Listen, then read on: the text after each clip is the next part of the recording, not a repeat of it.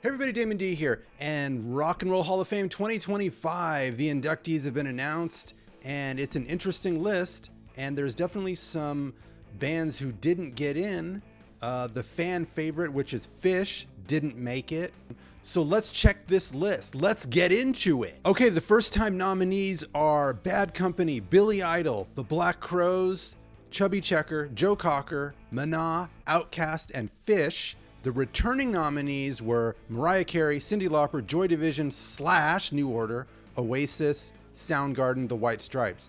And this is for the performer category. And so the inductees are Bad Company, Chubby Checker, Joe Cocker, Cyndi Lauper, OutKast, Soundgarden, The White Stripes. So the inductees are determined by an international voting panel made up of more than 1,200 artists, historians, music industry professionals, which is what the Hall of Fame press release says in 2025. And side note here, I think, if I'm correct here, Tom Morello is actually one of those 1,200. And it's possible Sheryl Crow might be on there too. I've heard that. I don't know if that's true, but I think I've heard that before. So what is the selection criteria, you ask yourself? Because I know you're asking, how do these people get on this list? Why are they even on here? So the selection criteria includes the artist's impact on music culture, their influence on other musicians that have followed, as well as the scope and longevity of their career and body of work. So keep that in mind when you think of some of these inductees, which is their career and body of work, right? Did you just have one hit or did you have 1,000, right? So let's check out Bad Company first. Yeah, they have a list here that's pretty interesting. Feel Like Making Love, Bad Company, Can't Get Enough, Shooting Star, Ready for Love, Rock and Roll Fantasy. To me, those are probably the biggest ones that they have. Most of the time here is from 1974 to 1979. So, they're probably not in the same stratosphere as, a David Bowie or Led Zeppelin, but for that album-orientated rock of the 70s, Paul Rodgers is a pretty good singer. They're definitely in that, in that zone. I'm on the fence with them either way. I can see it, and there's probably some artists that maybe deserve it a little more. Let's move on to Chubby Checker. The Twist 1960 was his biggest hit and a cultural phenomenon, which probably based on just that, he should get in, because at the time, this kind of, crossover hit in, 1960, I know that Elvis in the 50s and late 50s and Jerry Lee Lewis and those guys were doing their thing. And I just think that this is, it's actually the only #1 hit song on the Billboard Hot 100 in 2 years, in 1960 and again in 1962. So people must not have heard it. They're like, oh, this is the new song, 1962. Like, I don't know how that happens, but that's pretty amazing. He's got, other songs like Let's Twist Again, Pony Time, Limbo Rock, which I think introduced American audiences to the idea of limbo. So yeah, there's two really amazing ones there. The Hucklebuck, Dancing Party, Twisted Up. So yeah, it's hard to not put him in because aside from the hit, having a #1 hit, it's like this cultural phenomenon, which some music is like that. Some songs are like that, right? There's probably Beatles songs that, are this cultural phenomenon where everybody has heard a Beatles song, and wherever you are, whether you like it or not, it's just everywhere. So I think he's probably in that category. Joe Cocker. So the thing about Joe Cocker here that I don't really like is, 4 of his 10 hits are covers, which, okay, fine. Covers are not bad, but, some of his most famous hits are covers. With a Little Help from My Friends is a cover of a Beatles song. And then he has The Letter, which is a rocking rendition of the Box Tops classic. So there's another cover. And then he's got She Came In Through the Bathroom Window, 1969. That's a Beatles cover. So, that's probably a lot of covers. And then he has Unchain My Heart from 1987, which is a Ray Charles cover. So I might leave him out because that's too many covers, man. It's just too many. It's not enough original material, in my opinion. He's famous and, everybody knows who he is and his style and his hands and the whole thing, but that's too many covers for me. I'd have put Billy Idol in over him. Let's move on to Cyndi Lauper. Girls Just Want to Have Fun, 1983. Huge, signature anthem, female empowerment, joy, fun, dancing. Huge, massive MTV, the whole thing. Time After Time, that's a pretty popular ballad. 1984. True Colors, 1986. So those top three, She Bop. There's another one those four are probably her biggest hits.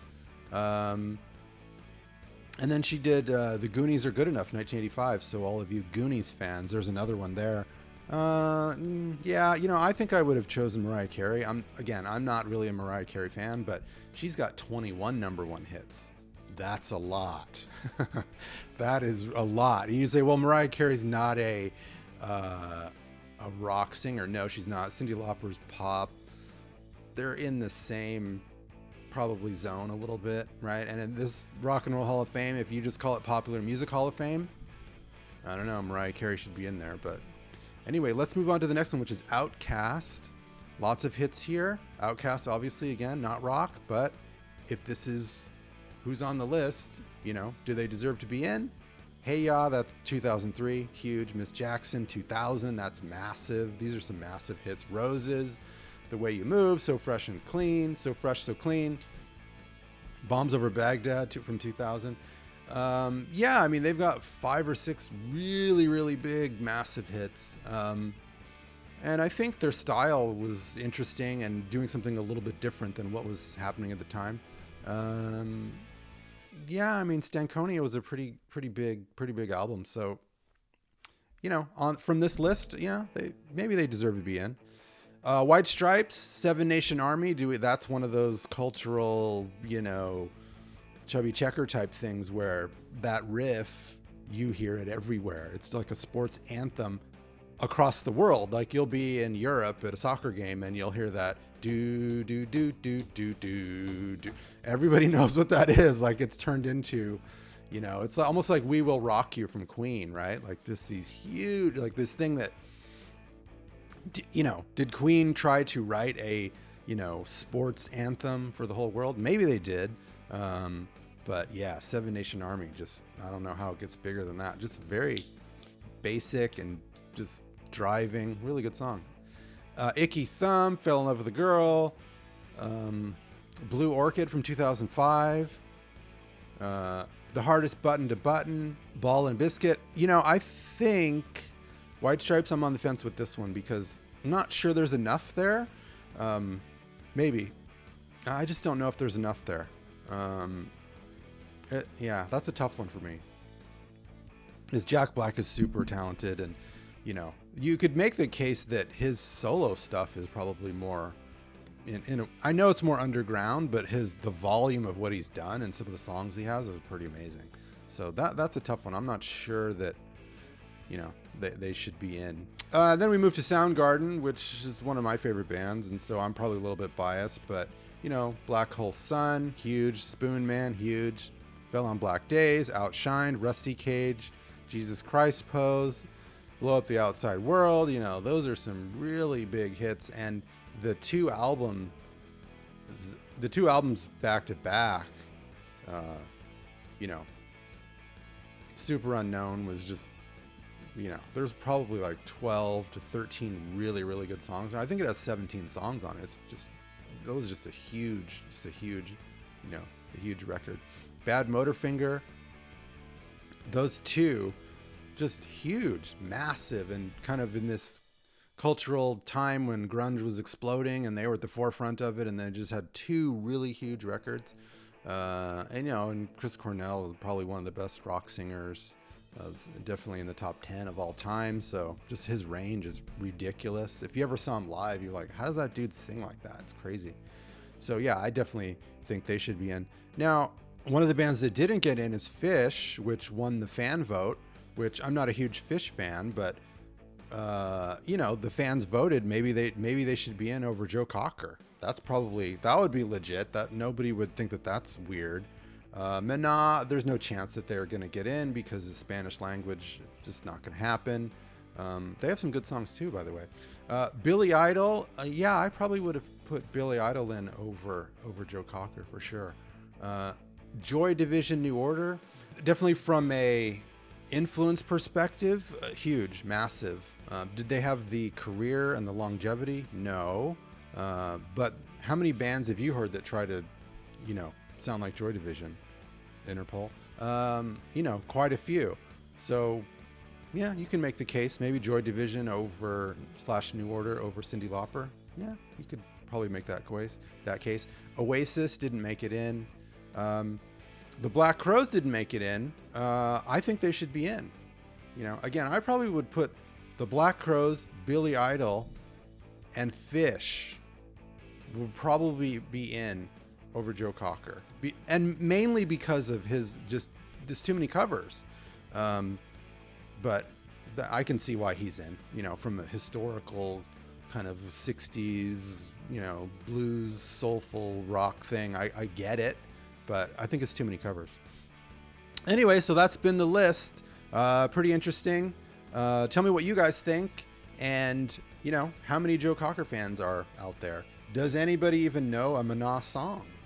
Maybe you do. You can put that in the comments. So I want to thank everybody for watching this video today. This has been Damon D. One World, One Rock.